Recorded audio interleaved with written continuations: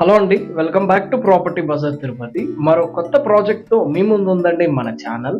Location ఒకసారి చూసుకుంటే మన కేఎల్ఎం జంక్షన్ నుంచి కేవలం 5 కిలోమీటర్స్ రేంజ్లో, అలాగే మన ఇంటర్నేషనల్ తిరుపతి ఎయిర్పోర్ట్ నుంచి దాదాపు 4 కిలోమీటర్స్ రేంజ్లో మనకి ఇది తుడా అప్రూవ్డ్ కలిగిన లేఅవుట్ అయితే 6 లైన్ హైవేకి మనకి తుడా అప్రూవ్డ్ లేఅవుట్ అయితే వస్తుందండి.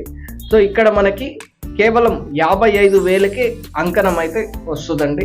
సో మనకి ఈస్ట్ వెస్ట్ ఫేసింగ్ ప్లాట్స్ అనేటివి అందుబాటులో ఉన్నాయండి. సో తుడా నామ్స్ ప్రకారం ఈ లేఅవుట్ అనేది డెవలప్ అవుతుందండి.